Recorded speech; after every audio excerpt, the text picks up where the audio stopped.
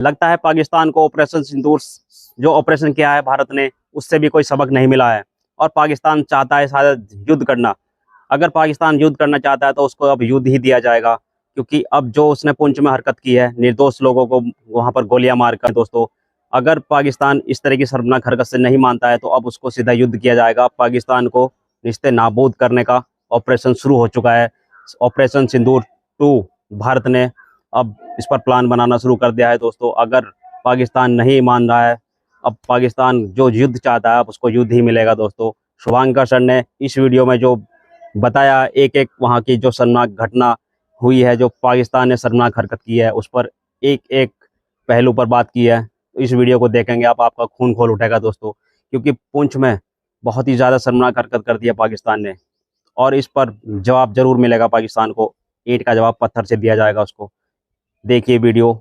अभी भारत के कश्मीर के पहलगाम में सिंदूर का रंग फीका भी नहीं पड़ा था कि पाकिस्तान ने अपनी कायराना हरकतों को पुंछ में ऐसा दोहराया कि भारत का पारा पाकिस्तान को लेकर एक बार फिर चढ़ गया है। यह सवाल उठने लगा है कि क्या पाकिस्तान को इस बार निर्णायक जंग की तलाश है, क्योंकि पहलगाम की वादियों में जब लाल सिंदूर बिखरा था तब वो एक आतंकवादी हमला नहीं था, भारत की आत्मा पर आघात था।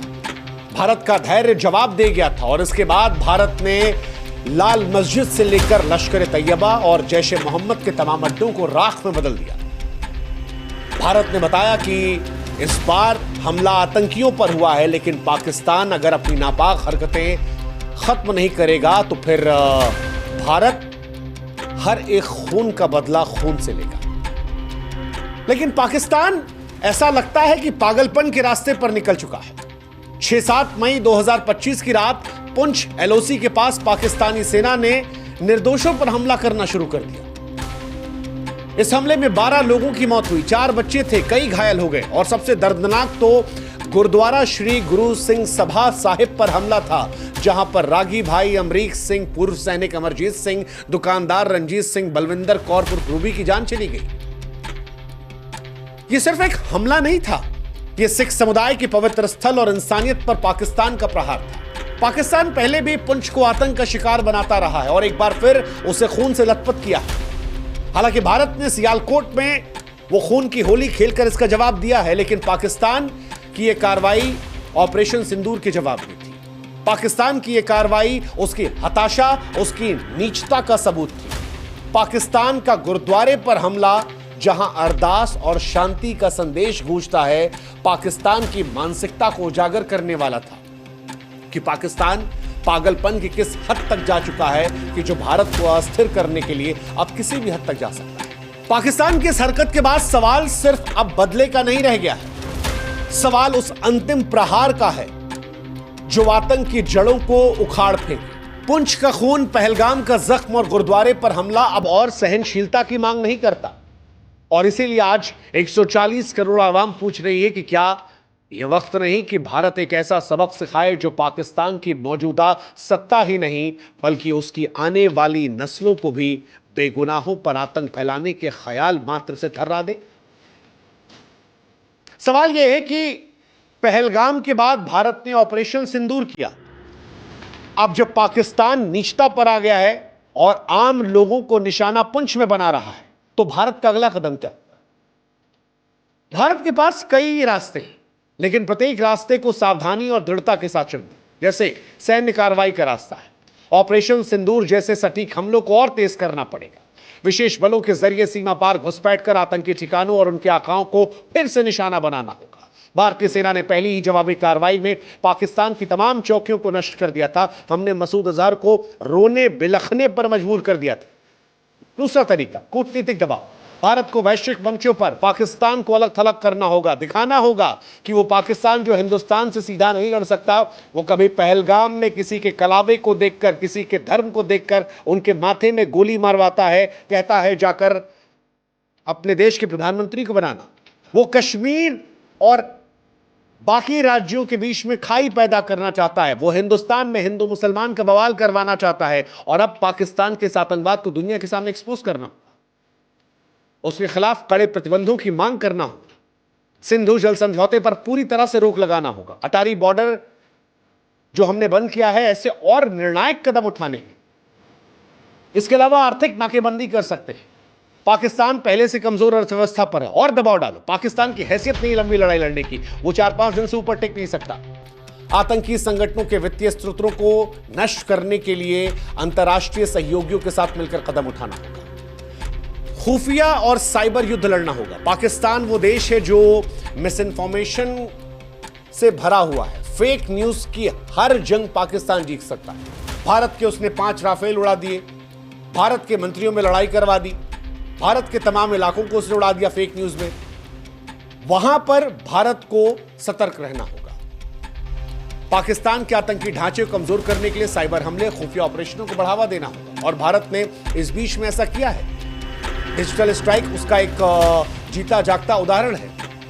इसके साथ ही भारत को आंतरिक सुरक्षा पर ध्यान देना होगा। जम्मू कश्मीर में सुरक्षा व्यवस्था को और मजबूत करना होगा। खासतौर पर पुंछ जैसे सीमावर्ती इलाकों में जो नागरिक रहते हैं, उनकी सुरक्षा के लिए बंकरों का, अस्थायी शिविरों की व्यवस्था बढ़ानी होगी। साथ ही स्थानीय लोगों को जब तक ये बंकर नहीं है, कहीं और शिफ्ट कराना होगा। उन्हें एहसास कराना होगा कि लोग फौज का साथ दें, आतंकवाद के खिलाफ एकजुट हों, जागरूकता अभियान चले। पाकिस्तान ने जो पुंछ में किया है, ये पहली बार नहीं है, ये वो 47 से करता आ रहा है। पाकिस्तान की यह हरकत हर बार की है। 1947 के बंटवारे से लेकर 1965, 71, 99 के करगिल युद्ध और अब हर बार इसकी रणनीति वही रही। पहले कश्मीर में अस्थिरता फैलाओ, उसके बाद जब भारत उनकी बैंड बजाए तो फिर पाकिस्तान घुसपैठियों को कश्मीर भेज देगा या फिर कश्मीर के आम लोगों पर हमला करना शुरू कर देगा। हर बार की यही कहानी है। 1971 में भारत ने 13 दिन में पाकिस्तान को घुटनों पर लाकर बांग्लादेश बनवा दिया था और आज भी वही कहानी दोहराई जा रही है। पुंछ में गोलीबारी और गुरुद्वारे पर हमला पाकिस्तान की वही पुरानी हताशा है, लेकिन इस बार भारत का जवाब पहले से कहीं ज्यादा तीखा होना है। लोग कह रहे हैं कि भारत को इस बार ईंट का जवाब फिर से पत्थर से देना चाहिए, या पत्थर की जगह इस बार तो जो पुंछ में किया पहाड़ उठाकर दे दिया। वैसे पाकिस्तान की बौखलाहट समझ में आ रही है। पाकिस्तान की इस बौखलाहट की एक बड़ी वजह है कश्मीरियों का बदला हुआ रुख। धारा 370 हटने के बाद कश्मीर विकास की डगर पर गया। नई सड़कें बन गई, स्कूल बन गए, अस्पताल बन गए, रोजगार के नए अवसर आ गए, कश्मीरियों को भरोसा हुआ। हाल में विधानसभा चुनाव हुए, वहां पर बड़ी संख्या में कश्मीरियों ने पार्टिसिपेट किया। अब पाकिस्तान जान रहा है कि जो इंडिया के पास कश्मीर है वो विकास पर जा रहा है, जो पाकिस्तान वाला है वो बदहाली, शोषण, गरीबी, आर्थिक तंगी की तरफ जा रहा है। पाकिस्तान को डर है कि पीओके के लोग कहीं खुद भारत के साथ ना आ जाए, और इसीलिए उसने पहलगाम में हिंदू मुसलमान की लड़ाई लगवाने की कोशिश की। इसीलिए धर्म देखकर मारा, ताकि कश्मीर को भारत के लोग दूर करना शुरू कर दें। हिंदू मुसलमान के दंगे शुरू। लेकिन पहलगाम पाकिस्तान पर उल्टा पड़ा। पाकिस्तान के साथ भारत के संबंध जहां निचले स्तर पर गए, वहीं कश्मीर की जनता ने इस बार पाकिस्तान को एक्सपोज किया, अलग कर दिया, और यह पाकिस्तान को डरा है। लेकिन अब सवाल यह है कि पुंछ में जो कुछ हुआ उसका निष्कर्ष क्या खून का जवाब खून या कुछ और? क्योंकि पुंछ का खून और गुरुद्वारे पर हमला निश्चित रूप से पाकिस्तान के अंत की शुरुआत हो सकता है। अब भारत को तय करना होगा कि जवाब सिर्फ खून से होगा या ऐसी रणनीति से जो आतंक को जड़ से खत्म करे। तमाम सिख नेता आज कह रहे हैं कि सिख हमेशा देश की तलवार रहे। अगर इज्जत पर हमला होगा तो कर्तव्यों को याद दिलाने की जरूरत है। उम्मीद है कि दुनिया के बाकी देशों में भी जो सिख लोग हों वो उस घटना को देख रहे हैं।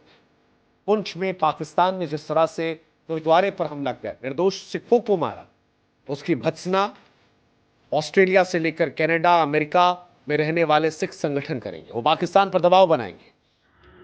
ये पाकिस्तान को और एक्सपोज कर सकता है। बाकी हिंदुस्तान ने स्पष्ट कर दिया है कि भारत इस बार आतंकवाद को उसकी जड़ से उखाड़ कर फेंकेगा।